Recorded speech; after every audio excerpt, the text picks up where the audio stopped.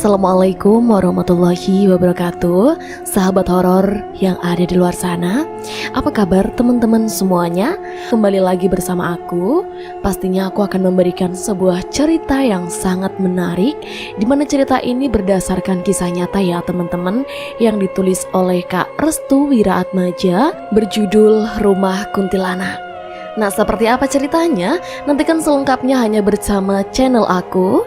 Dan pastikan dulu kalian support channel ini ya dengan cara klik tombol subscribe, like, dan tekan lonceng notifikasinya, supaya teman-teman gak ketinggalan dengan cerita terbaru dari aku. Oke teman-teman, gak usah pakai lama ya, langsung saja kita masuk ke alur ceritanya. Kala itu, bapak dan ibuku meminta untuk berkunjung ke rumah kakek. Kakek sendiri terkenal sangat pendiam dan sangat introvert. Sampai-sampai ketika kami datang ke rumah kakek, kakek hanya menatap kami semua dengan tatapan yang datar dan polos, seperti tidak ada keistimewaan dari berkunjungnya kami ke rumah. Bahkan kakek sendiri hendak menutup rumahnya agar kami tidak berkunjung ke rumah. "Mau apa kalian ke rumah?" tanya kakek. Kami kebingungan dengan sikap kakek yang aneh. Padahal niat dan tujuan kami sudah jelas, yaitu ingin berkunjung dan bersilaturahmi. Sejak nenek meninggal, kakek jadi aneh. Kakek sering sekali menyirami tanaman di pagi dan malam hari. "Kek, kami mau ke silaturahmi ke kakek," ucap bapak. "Ndak usah, pulang lagi. Jangan bikin masalah," jawab kakek dengan nada tegas. Kakek langsung masuk ke dalam rumah dan meninggalkan kami di luaran. "Pak, kita pulang aja yuk," ajak ibu. "Jangan bu, kasihan Safira sama Roni. Mereka berdua kan mau ketemu sama kakeknya," jawab bapak.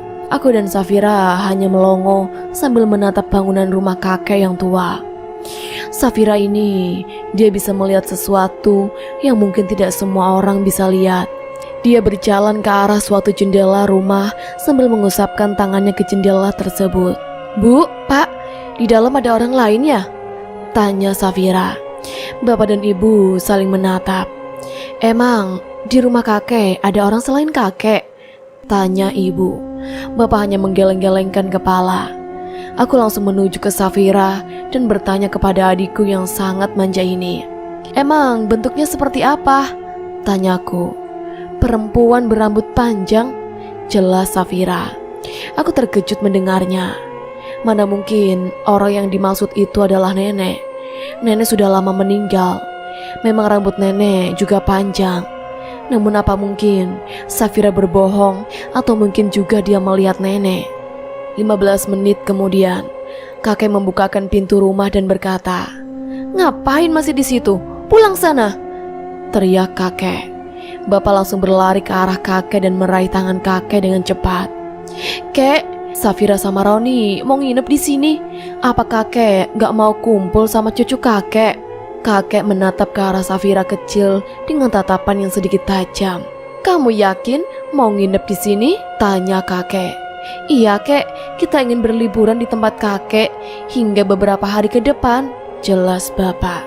Kakek membuka pintu rumah dengan lebar sambil menatap Safira. "Aku tidak menjamin kalian bisa betah di sini. Yang penting resiko harus kalian ambil sendiri," jelas kakek sambil menyuruh kami untuk masuk ke dalam rumah. Kami dipersilahkan untuk masuk. Suasana rumah kakek tidak ada bedanya dengan suasana rumah desa pada umumnya. Sejuk dan memiliki aroma khusus yang tidak ditemui di rumah-rumah perkotaan. Bapak dan ibu tampak melihat foto-foto zaman dulu waktu kakek masih bersama dengan nenek. "Itu foto kamu?" tanya ibu. "Iya, dulu aku sangat nakal pas kecil. Kakek sering banget nyabet pantatku pakai sapu lidi," tawa bapak. Ibu tertawa mendengar hal itu. Tak lain dan tak bukan, memori berkesan beberapa puluh tahun belakangan sangat berkesan di ingatan bapak. Aku dan Safira menuju ke ruangan yang pintunya terbuat dari pohon jati dan tergembok rapi. "Ini ruangan apa?" tanyaku. "Jangan dibuka kak." Safira menarik tanganku sambil menatap mataku dengan tatapan orang ketakutan. "Emang ada apa di dalamnya?" tanyaku. "Nanti keluar semua," jelas Safira. Aku kembali memandangi pintu ruangan pintu yang aneh itu. "Emang di dalamnya ada apa?" Tanyaku. Nanti kakek marah, jawabnya. Safira segera menarik tanganku dan hampir saja menabrak kakek yang sedang membawakan makanan dan minuman untuk kami. Jalannya hati-hati, jangan ceroboh di rumah ini. Kamu tahu kan, kalau sampai keluar nanti bisa bahaya, tanya kakek kepada Safira. Safira langsung berlari ke arah ibu dan bapak. Aku hanya melihat mimik wajah kakek yang kurang sopan terhadap anak kecil seperti Safira. Jalannya yang agak membungkuk memaksakan untuk melewatiku sambil melumat sirih penguat giginya. Bapak dan ibu bingung ketika Safira memeluk mereka berdua dengan tiba-tiba. Kamu kenapa, Dek? Tanya ibu. Safira mau pulang, pinta Safira. Loh, kan kita baru sampai, masa minta pulang lagi? Kan rumah kita jauh, sayang. Bapak mulai merayu Safira. Kakek menyuguhkan makanan dan minuman di meja sambil menatap Safira. Roni, kamu nakalin Safira ya? Tanya bapak. Aku yang mendengar suara gertakan bapak langsung menjawab dengan cepat. Enggak pak, aku enggak nakalin Safira, jawabku. Terus Safira kenapa? Tanya bapak. Aku menatap ke arah kakek yang sedari tadi hanya diam sambil melumat sirihnya dengan santai. Sebenarnya, ucapku. Sebenarnya apa? Tanya ibu. Sebenarnya Safira kurang betah di rumah ini. Dia lupa bawa mainan dari rumah, gitu katanya. Jawabku walau terpaksa berbohong. Ibu dan bapak langsung tertawa mendengar jawabanku yang melenceng dari fakta yang sebenarnya. Kamu tadi kenapa gak bawa mainan dari rumah sih? Oh iya, kakek juga punya banyak mainan. Nanti coba bapak ambilkan, jawab bapak. Kakek yang mendengar jawaban itu langsung memandang ke arahku dan tersenyum, layaknya harimau yang menyeringai mangsanya dari kegelapan malam. Bapak pun mengambil mainan terdahulunya yang masih disimpan di kardus tua. Nah ini, kamu bisa main gangsing gak? Tanya bapak. Bapak memperlihatkan kepada Safira cara memainkan gangsing di depan kakek. Aku kemudian ikut bergabung dengan bermaksud untuk mengikuti memainkan gangsing tersebut. Nah, kamu tarik yang kencang biar gangsingnya berputar, tapi hati-hati, barangkali kena tangan kamu, jelas bapak kepada Safira. Safira kemudian mencoba memainkan gangsing, namun selalu gagal. Susah pak, keluh Safira. Kayaknya mainan ini gak bagus deh buat kamu. Bapak pun kemudian mencari mainan yang lain agar Safira betah di rumah kakek. Diambillah sebuah boneka yang sudah lama tidak digunakan. Nah, ini boneka aja ya, ucap bapak. Boneka siapa itu pak? Itu boneka milik nenekmu dulu, jawab kakek. Bapak kemudian menyerahkan boneka itu kepada Safira. Namun aku merasakan hal yang negatif di dalam boneka itu. Pak, bukannya peninggalan orang yang sudah meninggal harus kita buang ya? Tanyaku. Gak semuanya Roni, kalau masih bisa dipakai kenapa harus dibuang kan? Jawab bapak. Tapi kan itu boneka memang bentuknya serem pak. Kenapa kakek masih merawat boneka itu? Tanyaku. Kakek kemudian menyuruhku untuk menghadapnya. Bapak dan ibu hanya memandang kakek yang ingin memberitahu kepadaku tentang sesuatu dari boneka itu. Kakek pun memegangi kedua tanganku dengan lembut. Tangannya yang sudah keriput dapat aku rasakan dengan jelas. Tulang-tulang dan urat tangannya terasa jelas. Nenek belum meninggal, Roni, senyum kakek. Aku terkejut mendengarnya.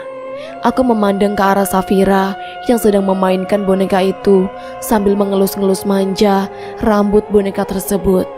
Kamu tahu kan, di rumah ini kamu tidak boleh berkata hal-hal yang menyakiti. Tata krama dan sopan santun sangat diperlukan saat kamu bertamu dimanapun, ucap kakek padaku. Aku menelan ludahku sendiri dalam-dalam. Keringatku bercucuran seketika. Ingin rasanya aku melepaskan genggaman itu, namun kakek menahannya. Kamu jangan pernah ke ruangan itu lagi ya. Nanti kamu bisa diganggu.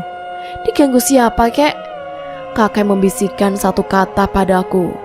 Angonku atau peliharaanku. Jantungku langsung berdegup kencang. Aku tak bisa mengucapkan satu kata pun di depan kakek. Jadi apa yang dilihat oleh Safira sebelum masuk itu adalah angon atau peliharaan kakek. Kakek pun melepaskan genggaman tanganku. Ia kemudian masuk ke dalam kamarnya. Aku masih berdiri tegap di tempat kakek terduduk. Di sofa tua dan penuh debu, sesekali aku memandang foto nenek dan kakek yang terpasang di dinding rumah. "Bu, Pak, aku mau pulang," ucapku dengan wajah datar. Bapak dan ibu langsung menuju ke arahku. "Kamu kenapa lagi?" tanya ibu. "Aku mau pulang, aku gak betah di sini," jawabku dengan wajah ketakutan. Bapak langsung menarikku keluar rumah. Ia memintaku untuk bersikap tenang. Kedua tangan Bapak menyentuh pipiku dan meyakinkanku untuk tetap tenang. "Kamu kenapa? Bilang sama Bapak." "Safira sudah tenang, kok malah kamu yang sekarang minta pulang?" tanya Bapak. Aku menangis saat itu juga. Betapa aku paham apa yang dimaksudkan oleh kakek. Rasanya baru sekarang aku tiba di tempat yang tidak nyaman dengan kehadiranmu. Hawanya terasa berbeda dan penuh akan ketakutan. "Pak, jangan ninggalin aku sama Safira ya. Roni takut, Pak," ucap Roni. Bapak tersenyum dan langsung memelukku dengan hangat. Aku merasakan kenyamanan di saat pelukan Bapak yang menetralkan emosi dan perasaan kacauku. "Bapak gak akan ninggalin anak Bapak," jawabnya. Tenang sudah pikiranku. Aku merasa baikan sekarang. Bapak menggandengku masuk ke dalam rumah. Rasanya aku harus siap menahan rasa takut lagi untuk beberapa hari ke depan. Safira dan ibu, aku masih melihat mereka masih tersenyum hangat. Bapak juga. Mereka bertiga seperti tidak menyadari apa yang berada di rumah itu. "Udah tenang? Kalau udah tenang, kamu Safira masuk ke kamar. Kakek udah nungguin dari tadi," ucap ibu. Aku mengajak Safira untuk menuju kamar, sedangkan Bapak dan ibu masih membereskan barang-barang. "Kak, bonekanya boleh aku kasih nama nggak?" tanya Safira. "Boleh kok, kamu mau namain boneka itu apa?" tanyaku. "Gendis," ucap Safira. Nama yang indah, seperti nama yang pernah aku dengar di sebuah cerita-cerita bacaan dulu. "Cantik, seperti nenek ya rambutnya?" tanyaku. "Emang kakak tahu nenek?" tanya Safira. "Tahu kok, nenek itu baik banget. Kalau setiap kakak kesini, nenek selalu nawarin makanan kesukaan kakak," jawabku. "Safira juga tahu nenek, Kak," jawabnya. Aku terhenti sejenak. Aku menundukkan badanku dan bertanya kepada Safira sekali lagi. "Kamu tahu nenek di mana?" tanyaku. "Di kamar yang dikunci itu," jawabnya. Aku menoleh ke arah kamar yang terkunci dan menjadi larangan bagi kita semua. "Kapan?" tanyaku. "Tadi pas kakak keluar rumah sama bapak." Aku mencoba tenang. Anggap saja Safira berbohong. Anggap saja apa yang dikatakan Safira tidak sesuai fakta. Aku mencoba tersenyum di hadapan Safira. "Kamu ngobrol gak sama nenek?" tanyaku. Safira menggeleng-gelengkan kepala. "Kamu gak ngobrol sama nenek?" tanyaku sekali lagi. Safira tetap untuk tidak menjawab pertanyaanku. Dia kemudian berjalan ke arah kamar sambil memainkan boneka itu. Aku berjalan di belakangnya. Langkah kecil Safira membuatku takut setengah mati. Di depan kamar, kakek sedang menunggu kami berdua untuk masuk. "Makasih kek," jawabku. Kakek kemudian meninggalkan kami tanpa mengatakan apapun. "Kak, ayo masuk," pinta Safira. "Kamu ngerasa aneh gak sih sama kakek?" tanyaku. Safira tidak meladeniku. Mungkin ia belum paham. Safira lebih dulu masuk ke dalam kamar. Aku masih penasaran dengan ruangan itu. Aku masih penasaran dengan angon yang dimaksud kakek. Apa yang sebenarnya yang disembunyikan oleh kakek? Baru aku langkahkan kaki untuk menuju ruangan itu, sekelebet bayangan putih melintas dari belakangku. Bulu kuduku merinding seketika. "Kak, mau masuk nggak?" tanya Safira dari pintu kamar. Aku terkejut mendengar suara lembutnya. Iya, kakak masuk sekarang." Aku urungkan diri untuk melawan rasa penasaran ini.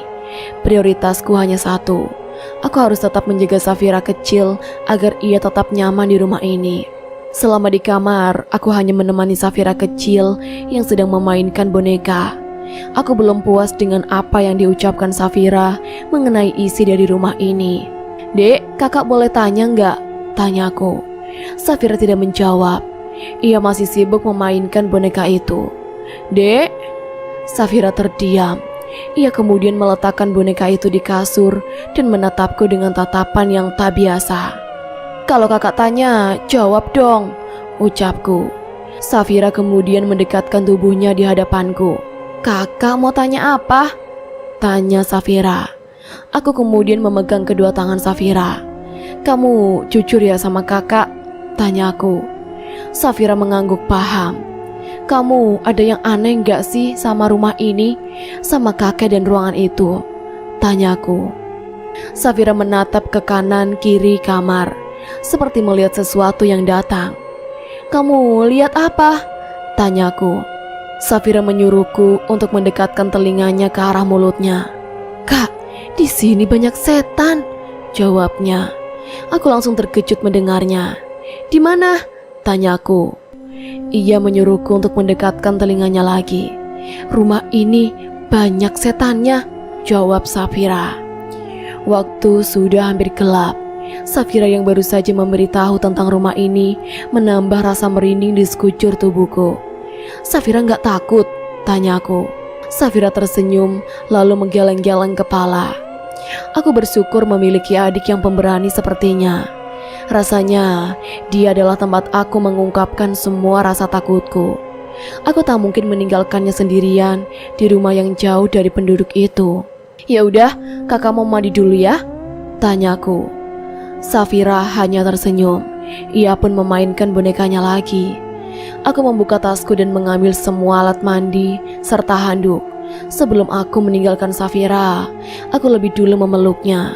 Safira terkejut dan bertanya, "Kakak, kenapa meluk Safira?" tanya Safira.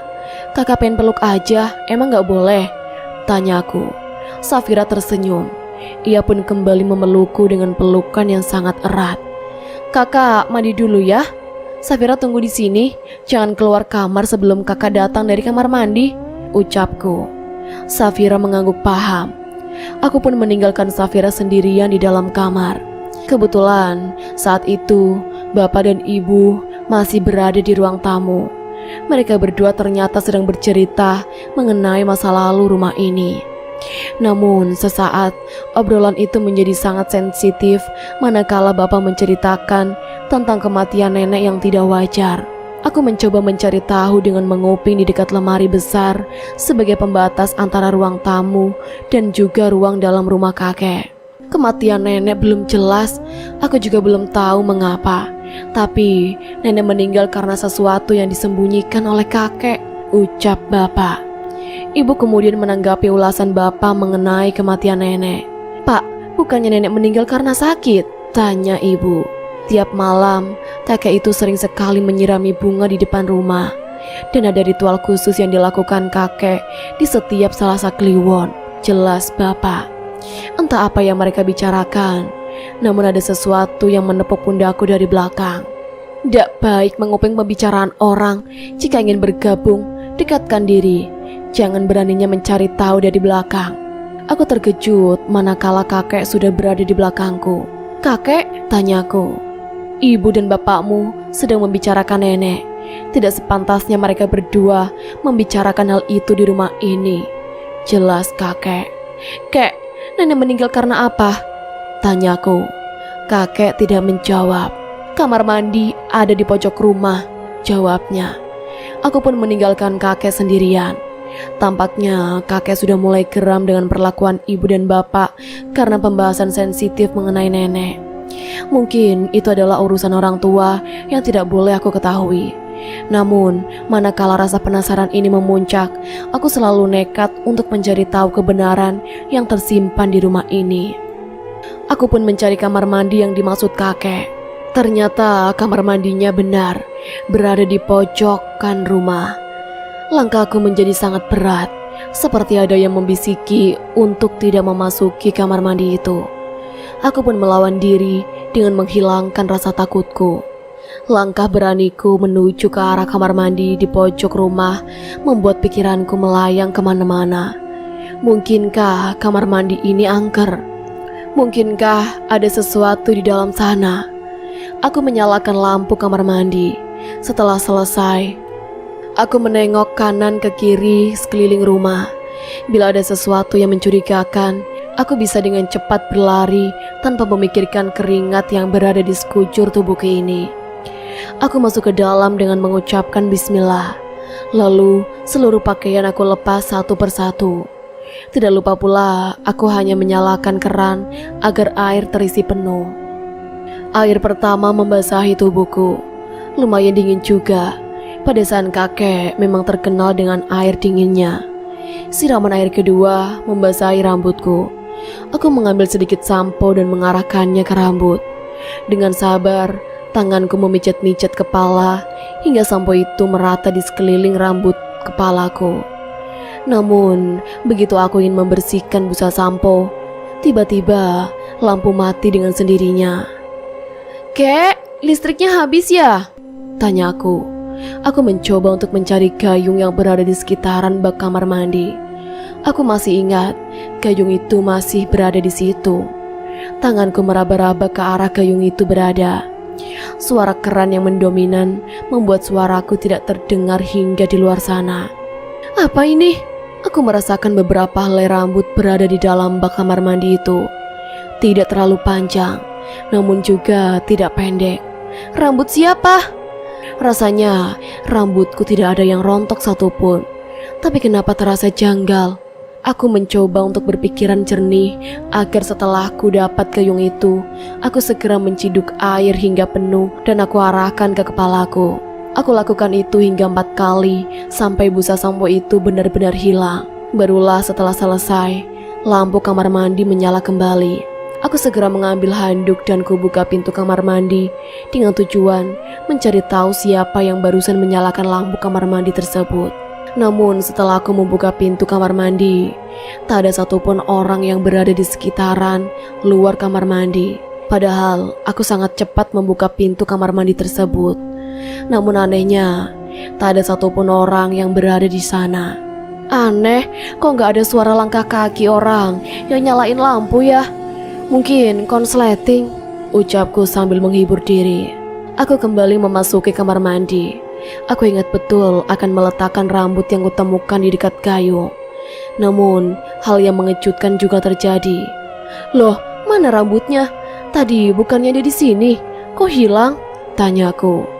Aku mencoba mencari-cari di lantai, dalam bak hingga WC. Namun rambut itu sudah tidak ada sama sekali. Aneh, ada yang gak beres, ucapku sambil menatap sekeliling kamar mandi.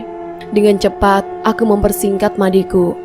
Biasanya yang mandi bersekitar 10 menit, kini aku singkat menjadi 5 menit saja. Ada yang ingin aku tanyakan kepada kakek mengenai masalah serius ini. Setelah usai, aku langsung menuju kamar. Di sana, Safira masih bermain dengan bonekanya. Namun, kali ini ada sesuatu yang berbeda di kasur tempat Safira bermain. "Dek, kamu yang naburin melati ini?" tanyaku. "Bukan, Kak," jawab Safira. "Siapa?" tanyaku lagi. Safira hanya terdiam. Aku segera menyuruh Safira untuk membantuku mengambil semua melati-melati yang berada di kasur. "Kamu dari tadi di sini, nggak tahu siapa yang naburin bunga ini? Ini bunga keramat loh, Dek. Bunga ini sebagai tanda akan datangnya sesuatu yang menakutkan," ucapku dengan kesal. Safira tidak mau menjawab apa yang aku katakan. Dia hanya terdiam. "Dek, kamu dengerin kakak nggak sih?" ucapku dengan nada agak tinggi. "Safira nggak tahu, Kak," jawabnya dengan wajah sedikit memelas. "Tadi siapa yang matiin lampu?" tanyaku. "Nggak tahu, Kak," jawab Safira. "Kamu bener-bener nggak tahu? Kakak barusan mandi dijahilin loh. Udah gitu, kakak lagi sampoan. Kamu tahu kan rasanya lagi sampoan terus lampunya mati?" tanyaku lagi. Safira menunduk lemas. Ia mengambil boneka itu, lalu memeluknya boneka itu. "Sini bonekanya," pintaku. "Jangan, Kak," jawab Safira. "Siniin enggak?" paksaku. "Kak, jangan ambil, nanti ada yang marah," jawab Safira. "Siapa?" tanyaku. "Yang matiin lampu kamar mandi tadi," jawabnya. Aku mendekatkan diri ke arah Safira. "Bilang sama kakak, siapa dia?" ucapku. Dia siapa?" tanyaku. Dia yang jagain rumah ini, Kak, jawabnya. Tiba-tiba pintu kamar digedor dengan kencang. Duk duk duk. Duk duk duk. Suara gedoran itu mengagetkan Safira. Safira langsung menuju ke belakang badanku. Siapa itu, Dek? Tanyaku. Jangan dibuka, Kak. Duk duk duk. Duk duk duk. Aku melangkah dengan perlahan ke arah pintu itu. Safira membuntutiku dari belakang. Secara perlahan suara itu menghilang. Ku beranikan diri untuk membuka pintu itu. Namun harapan yang kudambakan tidak sesuai dengan apa yang aku pikirkan. Kok lama banget dibukanya? Ayo keluar, kita makan dulu. Kakek udah siapin makanan untuk kita. Habis itu sholat maghrib, ucap ibu. Ibu ngagetin aja, aku kira siapa? Jawabku. Safira langsung menuju ke arah ibu dan memeluknya. Kamu kenapa, sayang? Tanya ibu. Bu, Gendis boleh ikut makan gak? Tanya Safira. Gendis tuh siapa? Tanya ibu. Nama boneka Safira namanya Gendis, Bu. Jawabku. Ibu menundukkan badannya sebagai tanda menghormati Safira kecil sambil membereskan baju Safira yang lusuh. Boleh dong, asalkan Safira ikut makan. Senyum ibu sambil mencubit pipi Safira. Safira kegirangan dengan hal-hal kecil yang diberikan ibu kepadanya. Ya udah yuk, kasihan kakek sudah nungguin, ucap ibu. Iya Bu, bentar aku ganti baju dulu. Aku kembali masuk ke dalam kamar untuk mengganti pakaian. Sedangkan ibu dan Safira, mereka berdua terlebih dahulu menuju ke ruang makan. Aku lupa nutup pintu, ucapku ketika mengetahui pintu kamar masih terbuka lebar. Rasanya tidak etis untuk mengganti pakaian, namun keadaan pintu kamar masih terbuka dengan lebar. Di saat aku ingin menutup pintu, aku mendengar suara orang ketawa lirih dari arah kamar mandi. Aku kira itu adalah suara burung milik kakek. Memang kakek juga memelihara burung di sana, menaruhnya di belakang rumah. Namun entah mengapa suara itu tidak menunjukkan kepada suara burung yang dimaksud. Suara apa itu? Tanyaku sambil mencari arah suara. Semakin aku mendekat, suara itu semakin lirih. Semakin aku menuju ke arah suara itu, badanku gemetaran dan keringatku bercucuran. Namun, rasa penasaran ini bisa-bisanya mengalahkan rasa takutku.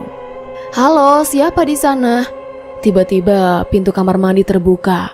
Aku terkejut melihat pintu yang sudah kututup rapat terbuka dengan sendirinya. Siapa di sana? Secara spontan, sosok kuntilanak menengok perlahan. Tangannya perlahan keluar secara lambat sambil menunjukkan kukunya yang tajam. Kuntilanak itu tersenyum ke arahku sambil mengarahkan wajahnya yang berbentuk menyeramkan dan penuh akan luka bakar. Aku perlahan mundur, namun kakiku sangat berat. Entah kenapa mulutku seperti terkunci. Sosok itu mendekatiku secara perlahan. Tubuhnya bergerak-gerak seperti tidak mampu menyeimbangkan. Kedua tangannya mengarahkan secara lurus ke arahku, seperti hendak mencekik pangkal leherku yang sedikit panjang ini. Aku tak bisa bergerak sama sekali, seperti ada energi yang menahanku seketika. Jantungku berdegup kencang, bahkan napasku juga tidak normal. Sedikit kacau karena melihat sosok itu mendekatiku dengan wajah yang mengerikan. Kek, ucapku memanggil nama kakek yang mungkin bisa menyelesaikan masalah ini. Aku sangat takut kala itu. Rasa takutku mengalahkan segalanya, menimbulkan ketidaksinkronan seluruh anggota tubuh hingga bertekuk lutut pada ketidakyakinan. Karena aku tak mampu menahan rasa takutku, aku pun sedikit melemas dan tak sadarkan diri. Aku memiliki sebuah kebiasaan buruk. Jika berada di dalam tekanan tubuhku akan merespon dan bekerja menjadi tidak karuan. Dari hidung keluar darah, aku memisan. Aku memperhatikan sosok itu yang masih terus menuju ke arahku secara abstrak. Tidak jelas dan terlihat absurd.